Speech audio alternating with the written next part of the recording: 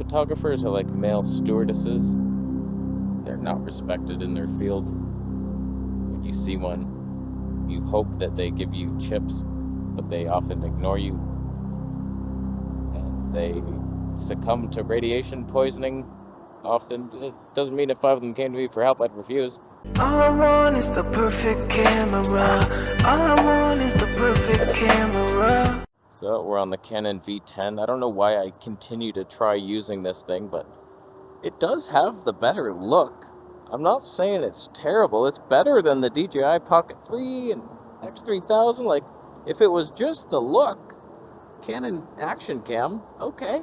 And now we're using the small rig cage thing. It all came. It's got the hot shoe mounts. They're cold shoes in their abilities. Just a little side review of this, and then we get into the questions. It's fairly light. It's like 40 grams, but with all the little attachments, it's about 54. It's got little wind muffs on the top, which they're not perfectly aligned. In my opinion, the top should be entirely magnetic. And then you would have something. Then you design the wind muff to fit over the whole thing. That would make sense. The best thing about it is the lens cap, which actually fits on nice. So just for that reason alone, you buy it. Through my affiliate links, of course. So thank you, Small Rig, for sending it out. It makes it somewhat usable of a camera. What camera should we mortals buy that are just starting on YouTube? My answer to you is start first with whatever you have. Start there and make it. You have to know for sure that this is what you want to do for a living. You want to teach the very limited knowledge you're providing to the audience that you're slowly gathering around you for some reason. You're like an old man talking, and then kids come around the campfire and like, wow, he has no actual advice. Oh, I'm leaving. And then they go to sleep and they unsub from you. So start with anything. Like, you're thinking of the gear already. You haven't even started your channel. You've already given up. So like, you start with your phone. Maybe you move up to an action cam. It'll look better than your phone, even in your studio. Wow, that is darkness. Oh, I should have used auto ISO on that one. So you start with the Canon V10 or something like budget. 400 is too much for you. You start with an Ape Man. That's the knockoff GoPro. Something used. And then as your journey evolves, you will decide what style of video you want to do. Maybe it's just talking head in your living room, and that's all you need. You don't need to be thinking much about gear. But what if you want to walk and talk? It's like, okay, stabilization becomes a thing, the size and weight of it. Okay, I'm looking at action cam, so it's tough. You got to know what you want. Are you a wildlife squirrel hunter?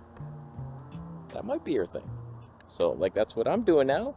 $10,000, really? Should have went with Olympus. But honestly, a friend of mine just asked me. He's starting his YouTube channel back up. He used to use, I recommended him the Sony RX10 or the Panasonic FZ1000 like many years ago. I was like, 1-inch sensor, man. And he wanted something with some zoom, so I was like, okay. And so he's restarting his channel, Bad Daddy Vegan. Y'all remember him. He's not vegan at all. But for him, I recommended either Sony ZV-1 or ZV-E10 if he wanted to move up. Like, for me, that would disgust me to even use the damn thing. But, like, he's just wanting something to sit in his studio. It's like, okay, like, that'll get you. Like, do you need more than that? Obviously not. And then I said the Sigma 16mm 1.4. Like, there's your YouTube combo.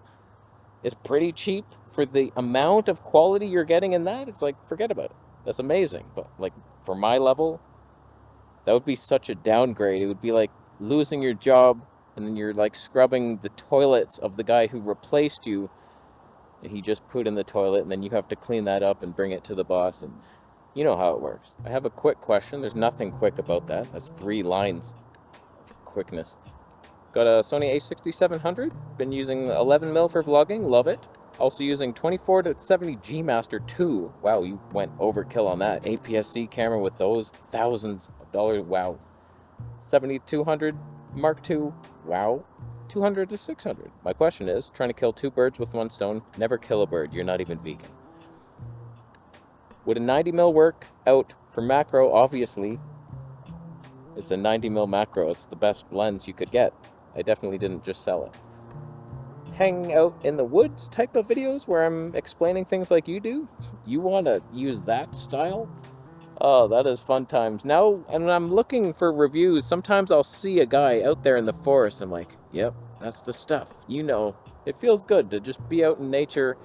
Yeah, it's a great little lens for that. It's not little. APS-C 90mm, like it's a bit ridiculous. Like you have to go very far away. Is the autofocus gonna get you? I don't know, just manually focus on something nearby.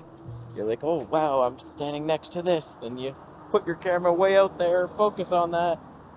And then you can even pan out of the shot as a pro. And like, what did I focus on? I don't know if that's like the best option, but if you want a macro and to do that, it's pretty good. Or do you have another lens preference that might work better for the same purpose? I'm using autofocus, auto framing. Also pro tip, do not use an 11mm for alligator portraits. I recommend you do. And see if your reaction time is quick enough to grab a piece of meat out of its tongue. A cat can do it, what you can't. Cat's better than you. So 90mm, it's okay. But if you want the macro, obviously, yes. But like for that look, it's hard to beat that Zeiss 55mm 1.8. I'm just throwing it out there. I kind of want to see the 50mm 1.4 Zeiss. Is that better? It's probably worse. So much heavier, like 3 times the weight. But I saw a used one again. I was like, should I? Why do I debate these things? Just any Zeiss. What would be your Fuji talking head lens? 16mm 1.4? I'm telling you the Viltrox 13 isn't bad. I've reviewed it. It's bad. It's on paper and in practice. It's a Viltrox. What were you thinking? I need to look so much nicer to replace it. What? I think most YouTube hobo scrubs go for that 24mm focal length. They're sitting in their desk. They got a douche tuber light in the background. Their hat is tilted. Unbelievable production value. And they go for the widest Tonys you can get. So yeah, that would be your option. Why am I next to a highway, you ask? I did not plan this route, but it's a decent look. But as soon as you go up to like a 50mm equiv, then you see like, wow, that's so much better than this goofy wide angle. But then sometimes it's fun to return to the wide angle. So yeah, 16mm 1.4, that's the ultimate. And then you're also gonna want probably the 35mm 1.4. as a little side hustle, and then you're good to go. Do you think 3D pop is more due to the number of elements or the type of elements? You have no idea the rabbit hole that you can dive deep into and get chased by a ferret, and you end up on the other side just puking your guts out because you ate mushrooms along the way. You thought it was going to fuel you, but it gave you diarrhea.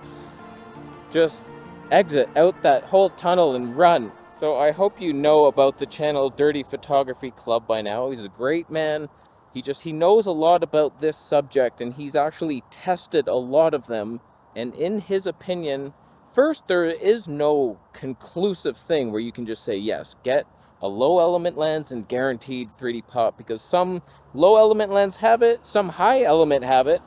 So it's not like a deciding factor. It's just usually these old vintage lenses have low element count and they have the pop factor, but there's so many little, like how many elements in how many groups matters. It's like the more groups and complicated the whole system is, the worse the pop.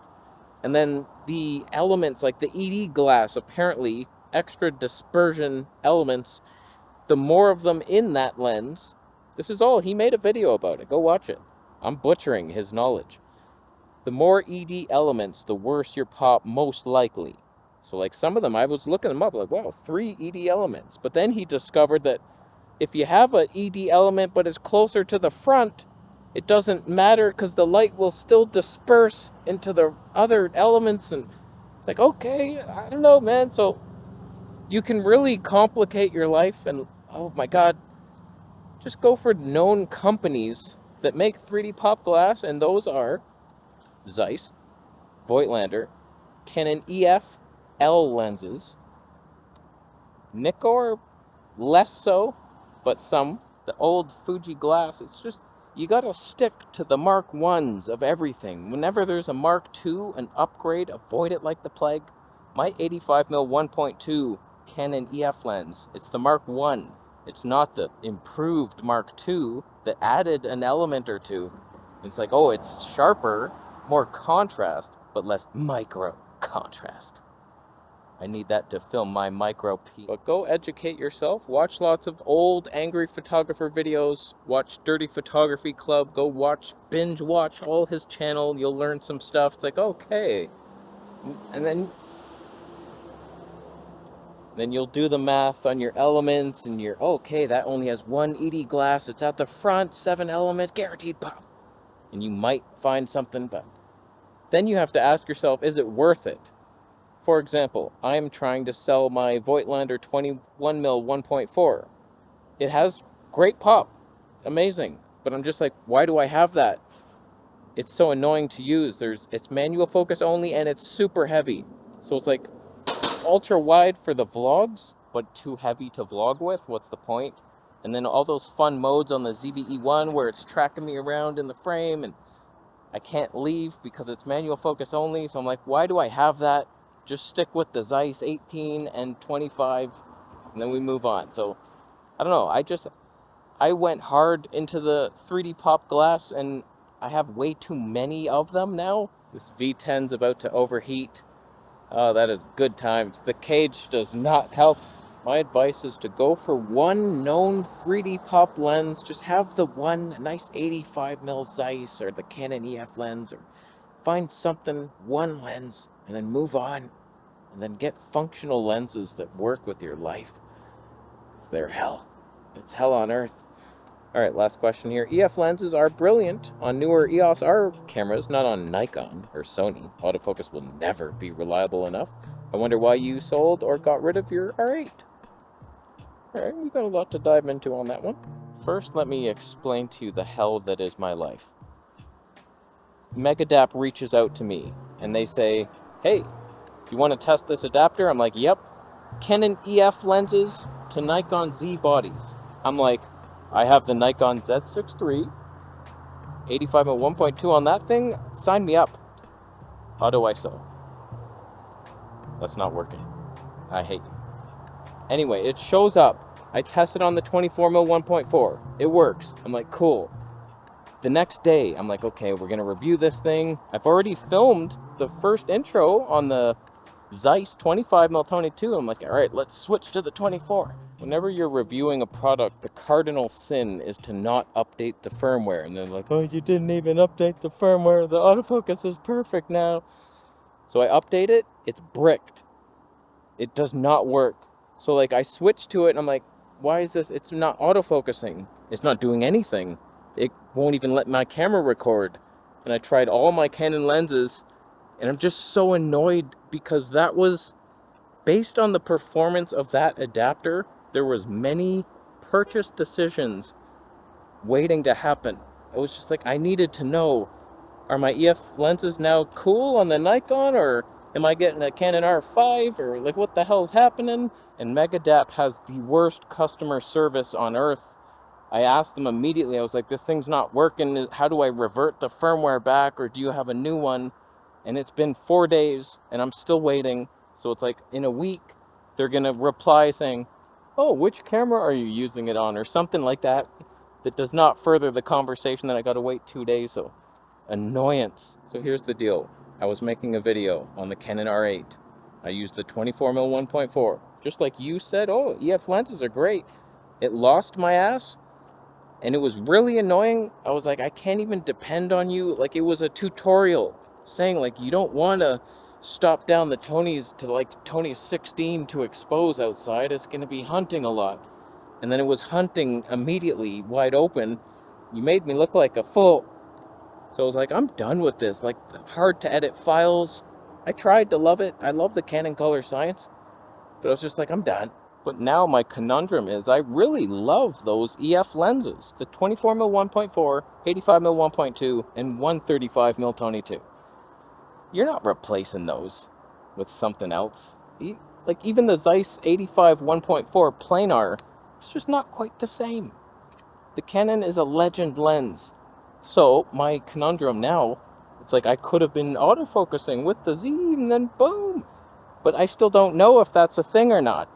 So like I'm debating an R5 II, which would just be so stupid. It's so expensive. Oh, you really can drive yourself insane for no reason just debating different directions to go in with the camera world, because it's like, if you can just adapt any Canon EF lens to any system, okay, cool, but sometimes it just doesn't work at all, and sometimes your camera shuts off. I just did a slow motion street videography video with the Canon EF 135mm Tony 2, and there were times where it would shut the camera off, like it's not working. So it's like adapted glass does not perform anywhere close to native, but all the native glass is modern hell, and it doesn't have the pop, and some do. Nikon has a couple, 40mm Tony 2, pretty good, 35mm 1.4 potentially. But like, what are we doing here? Like, all the RF glass is garbage. Sony G Master glass, master at nothing. So like, really, I don't need anything more than my Sony ZV-E1 with the Zeiss 55mm 1.8, and we're done. Like, that can do the slow-mo street videography better than pretty much anything. Like, why am I even... I'm just curious about, like, what's it like to do that with an 85? Or what about the 135? I just took the Nikon 40mm out and did that. So it's like, it's fun to experiment, but then you should come to a place where you have your gear and then just go do the thing you want to do with it. So, I don't know, like, I would buy a Canon camera right now just to use my EF lenses perfectly, but the only one that even does 240p is the R5 II or the R3, and they're just so expensive. It's like so stupid pricey for that camera. I don't get it. But the R5 II has fixed all the problems I had with the R8, those hard to edit files, stupidness. Only 180 frames per second slow-mo. So now Canon's actually on the table of options. But like, it would have been so easy to just use this. It's better. But the adapters don't work like they should, and all my Canon EF to Sony adapters are even worse. Either I can't stop down the aperture, or it can't autofocus, it can't do anything. I don't know, man. Adapted glass is hell. It's a hell I don't want to live anymore. But that is my life. So, my modern glass for wildlife, yeah, way better. That wasn't even your question. So, this Canon V10 is hell to use, and it's being sold immediately. And I love selling gear and buying new stuff, but there's nothing really exciting now to buy. I already have it all, so it's boring, but whatever, we go use it. Filming with your clicks.